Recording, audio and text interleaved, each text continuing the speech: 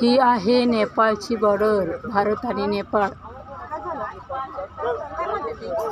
आता आम्ही नेपाळमध्ये पशुपतीनाथला चाललेलो आहे.